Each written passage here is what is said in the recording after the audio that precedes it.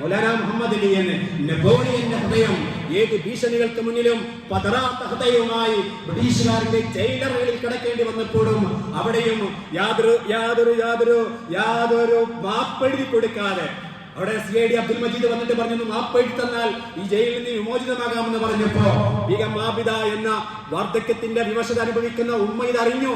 ആ ഉമ്മ നേരെ കടന്നു വരികയാണ് മകന്റെ അടുക്കലേക്ക്. മോനെ, ജയിലറയിൽ കിടക്കുന്ന കള്ളന്മാരും കൊള്ളക്കാരും അണിയുന്ന ഈ വേഷം അണിഞ്ഞുകൊണ്ട് ഈ ജയിലറയിൽ നീ കടക്കുമ്പം ഇത് കാണുമ്പോ ഉമ്മാക്ക് വേദനയുണ്ട് മോനെ. പക്ഷേ ഈ ഉമ്മ പറയാൻ ആഗ്രഹിക്കുന്നത്, ഈ വാർദ്ധക്യത്തിൽ ഉമ്മ പറയാൻ ആഗ്രഹിക്കുന്നത്, നമ്മുടെ ആത്മാഭിമാനത്തിനും സ്വാതന്ത്ര്യ വാഞ്ചയ്ക്കും എതിരായ വല്ല കരാറിലും ഒപ്പുവെച്ചുകൊണ്ട് എന്റെ പൊന്നുമോനെ, നീ ഈ ജയിലറയിൽ നിന്നെങ്ങാനും പുറത്തു വരികയാണെങ്കിൽ ഞാൻ നൽകിയ അമ്മിഞ്ഞപ്പാൽ ഞാൻ നിനക്ക് പൊരുത്തപ്പെടൂലടാ. എന്റെ ദുർബലമായ കൈകൊണ്ട് നിന്റെ കഴുത്ത് ഞാൻ ഞെരിച്ചു കൊല്ലും. അതുകൊണ്ട് കിടക്കട രാജ്യത്തിന്റെ സ്വാതന്ത്ര്യത്തിന് വേണ്ടി ജയിലറകളിൽ ഒരിക്കലും ബ്രിട്ടീഷുകാരന്റെ മുന്നിൽ പഞ്ചപുച്ഛമടക്കി ഓച്ചാനിച്ചു നിൽക്കരുത്.